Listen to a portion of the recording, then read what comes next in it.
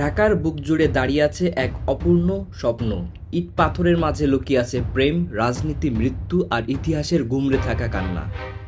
আজ আমরা জানব লালবাগ কেল্লার ইতিহাস, যা শুধুই একটা দুর্গ নয়, বরং মুঘল সম্রাটদের অপূর্ণ কাঙ্ক্ষার এক জীবন্ত সাক্ষ্য। 1678 খ্রিস্টাব্দ। মুঘল সম্রাট আওরঙ্গজেব তার পুত্র মোহাম্মদ আজম শাহকে বাংলার সুবেদার নিযুক্ত করেন। সেই বছরই আজম শাহ ঢাকার পশ্চিম প্রান্তে শুরু করেন এক বিশাল দুর্গের নির্মাণ, যার নাম দেওয়া হয় আওরঙ্গাবাদ কেল্লা। পরবর্তীতে যা পরিচিত হয় লালবাগ কেল্লা নামে। কেল্লাটি ছিল পরিকল্পনার দিক থেকে বিশাল। 3টি প্রধান স্থাপনা ছিল: দরবার হল, যেটি প্রাসাদ, হাম্মামখানা, স্নানাগার এবং পরিবিবির মাজার। ছিল সুরক্ষা প্রাচীর, বাগান আর সুউচ্চ মেহরাব। তবে ইতিহাস সবসময় নির্মাণের গল্প বলে না, কখনো কখনো বলে থেমে যাওয়ার গল্প, ঠিক যেমনটি হয়েছিল এখানে। কেল্লার নির্মাণ চলাকালীন আজম শাহকে ফিরিয়ে নেওয়া হয় দিল্লিতে। তার স্থলে আসেন নতুন সুবেদার শায়েস্তা খান। শায়েস্তা খান কেন কেল্লার নির্মাণ বন্ধ করে দেন? কেন? ইতিহাসবিদদের মতে তার কন্যা পরিবিবির রহস্যজনক মৃত্যু এই কেল্লায় ঘটে। তাকে এখানে সমাহিত করা হয়। তিনি বিশ্বাস করতেন কেল্লাটি অভিশপ্ত। লালবাগ কেল্লা হল মুঘল স্থাপত্য শৈলীর এক অপূর্ব নিদর্শন।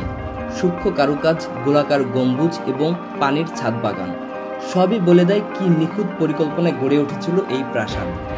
কেল্লার পশ্চিমে রয়েছে মসজিদ, যেখানে এখনও মুসল্লিরা নামাজ পড়েন। হাম্মামখানায় ছিল ভূগর্ভস্থ পানির প্রবাহ, এমনকি এখানে একটি গোপন সুড়ঙ্গ পথ রয়েছে, যা নাকি গিয়ে মিশে যেত আগারগাঁও বা সাত গম্বুজ মসজিদে, যদিও এই সুড়ঙ্গ আজ বন্ধ। আজ লালবাগ কেল্লা শুধুই অতীত নয়, এটি বাংলাদেশের জাতীয় ঐতিহ্যের গর্ব। প্রতিদিন শত শত পর্যটক এখানে আসে এই কেল্লার ইতিহাস জানতে, ছবি তুলতে আর অনুভব করতে সেই অতীতকালের রাজকীয়তা। প্রতিদিন নানান দেশ থেকে বিদেশি পর্যটকেরও দেখা মেলে, যেমন আমার সাথে দেখা হয়েছিল চীন থেকে আসা অ্যালেনের। ঢাকার ব্যস্ততা, যানজট আর কর্কশ শহরের জীবনের ভেতরে লালবাগ কেল্লা যেন এক ফাঁক গলে বেরিয়ে আসা অতীতের জানালা, যেখানে দাঁড়িয়ে সময় থেমে যায়। লালবাগ কেল্লা শুধু একটা স্থাপনা নয়, এটি ইতিহাসের হারিয়ে যাওয়া এক অধ্যায়। আজও তার প্রতিটি ইটে বাজে অপূর্ণতার দীর্ঘশ্বাস, রাজকীয়তা আর রহস্যের মিশ্র সুর।